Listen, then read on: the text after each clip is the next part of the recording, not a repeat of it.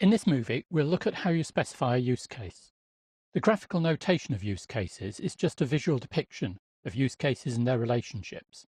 The value of use cases lies in producing a detailed specification of the interaction between the actor and the system. We'll first look at some issues raised by use cases with no actors, and then move on to look at how you specify behavior, and two ways of doing that: activity diagrams and use case descriptions. In some systems, there are automated processes that run without intervention from human actors. In the home automation system, once it's started, it just runs, responding to changes in temperature and light, acting at set times, and opening and closing blinds, turning lights and other devices on and off, and so on. One way of representing this would be a use case like perform device action with no actors. Some people would argue then that time should be seen as an actor, as it initiates activity by the system. You might also see sensors as actors. Some tools allow you to use icons other than the stick person to represent these actors.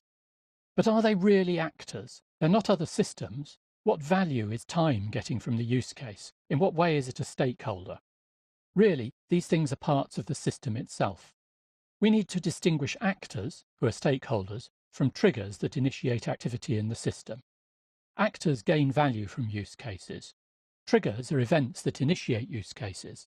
In many cases, the triggers are actions of the actors, who run a particular program or choose an option from a menu. In others, the triggers are events like the passage of time or changes in external conditions that are measured by sensors. We need to specify the triggers as part of a specification of each use case. Use cases aren't just a visual notation. UML specifies that visual notation and how it fits into a UML model, but use cases are more than this.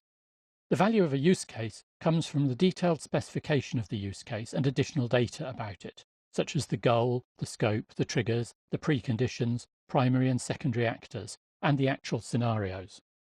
It's possible to use other UML diagrams, such as activity diagrams or sequence diagrams, to specify the scenarios. An activity diagram specifies a scenario as a sequence of activities or actions, with branches to show alternative and error scenarios. Use case descriptions are generally used to specify use cases. They typically use some kind of template with fields like those in the previous slides. The steps in the use case interaction are described one by one as descriptions of what the actor does and how the system responds, and include the main scenario and alternative scenarios. Some tools allow you to document scenarios in a structured editor like this. Again, the steps in the scenarios can be documented in terms of actor actions and system responses. Let's have a look now at how specification of use cases would work in practice. In this movie, I'll just be demonstrating some possible alternatives that might be supported in the tool you're using.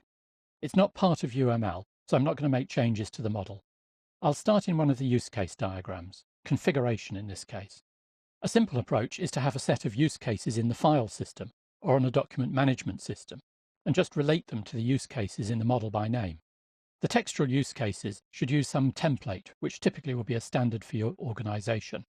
So here in Word, I have a use case description with the same name, add a device, as my use case in the diagram. Some tools allow you to link elements in the model to files on the file system or to URLs, which you might use if you had the use case descriptions in a content management system. So if I open the properties for add a device and go to the page called Files, this allows me to link files on the file system to my elements in the model. Here I've got that use case add a device. I can select it and save it into here. So now I've added a reference in the model to a use case description, in this case add a device, which is held in the file system.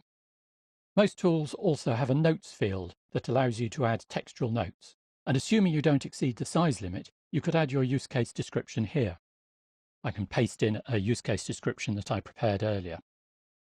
There are also some tools that allow you to link documents to elements in the model, and for those documents to be held in the repository rather than on an external file system or in a document management system.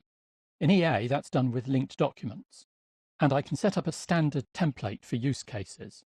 To do this, I need the resources pane, which usually shares a tabbed pane with the project browser. If it's not visible, I go to View, Resources, and it appears here. I'm going to go to the Linked Document Templates section, and this allows me to create linked documents that either belong to a particular model or the system as a whole. I'm going to do this for the model. I right-click and select Create Template. It asks me for the name of the template, and I'll call it Usecase Template.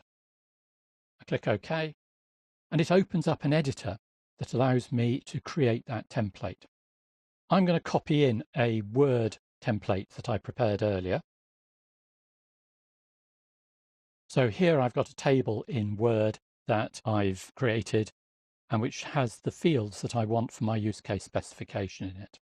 If I save this and exit from the editor, then what I would do next is add a linked document to each of my use cases that I wanted to specify. Let's look at Add a Device again. I right-click and select Create Linked Document, and it offers me the chance to create a new linked document from a template. I'm going to select my use case template that I've just created and open it. So now I would be able to edit the use case specification or the use case description, and when I save it, it will be held in the repository with the rest of the model. Save that and exit out from that editor pane. You can see that the use case Add a Device now has a small a at the bottom right. That shows that it's got a document linked to it. Finally, some tools have a scenario editor that allows you to edit the use case scenario. I'll open the properties for Add a Device again, and if I go to the Scenarios page, there are two options here. One is create a description, and the other is to create a structured specification. The description I could use in the same way as the notes field, and I could paste in or type in text there. The structured specification allows me to enter the steps in the scenario one by one. I'll just type in the first couple of steps. That's the first step. The user selects Add Device from the menu. Notice that it's put a little actor icon alongside that step. So the second step is a system step, and the system presents the screen allowing the user to add a device. Notice there's a little computer icon alongside that. So typically these steps would alternate between the user and the system. If it's all system action, as it would be with a use case where there is no actor involved, then all the steps would be system actions. I'll close that rather than entering all the details now. So in this movie, we've looked at how we specify use cases that don't have any obvious actors, and that's led us to look at what additional information we document about use cases, and the use of either activity diagrams or use case descriptions to hold that specification. We've then looked at different ways that modelling tools might support you in creating use case descriptions.